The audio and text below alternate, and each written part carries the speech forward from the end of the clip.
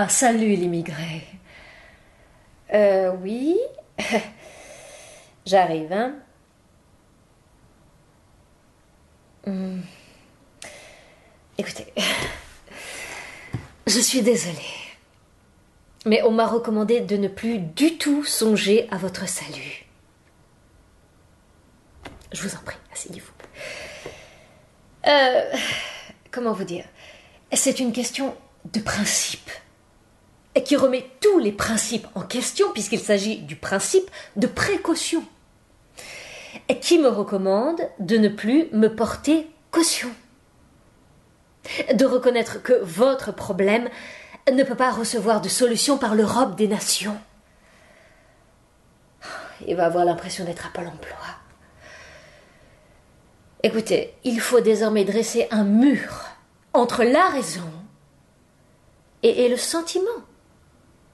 C'est à chacun de prendre son destin en main, au lieu de se reposer ou de peser sur l'épaule du voisin. L'Europe des nations ne peut pas assurer ce qui ne la ressource pas, ni assumer ce qui peut la consumer.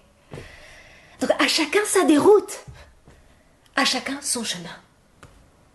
Eh bien oui, je suis désolée, pour sauver l'humanité, il faut parfois, c'est vrai, cesser d'être humain, sous peine de compromettre tous les lendemains.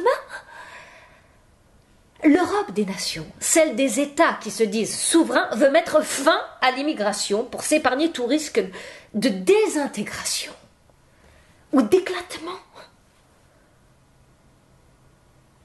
Mais en vérité, il y a deux raisons qui expliquent cette peur ancestrale des invasions. Une raison axiale et une raison raciale. Et les deux sont cruciales. La raison axiale est d'ordre économique. L'Europe des nations estime pouvoir partager les richesses, mais non partager les misères. Et la raison raciale est d'ordre ethnique. L'Europe des nations se dit racialiste, non raciste, racialiste. Elle estime devoir laisser une trace. Et que pour accomplir son devoir, elle ne peut délaisser sa race. Parce que nous n'avons ni le même sol, ni le même sang. Nous ne pouvons pas nous mélanger sans courir le risque de tout désagréger. La décomposition guette tous les rêveurs éveillés. Comme quoi... Eh bien, comme quoi, pour être soi, il faut être chez soi et pour soi. C'est le second principe qui a encore plus d'impact que le complexe d'Oedipe, le principe d'identité. Moi, c'est moi, blanc, c'est blanc, et noir, eh bien, c'est noir. On vous crève les yeux et on vous dit qu'il n'y a rien à voir. Souveraineté et identité expriment une seule et même exigence. Minable ou abominable conscience,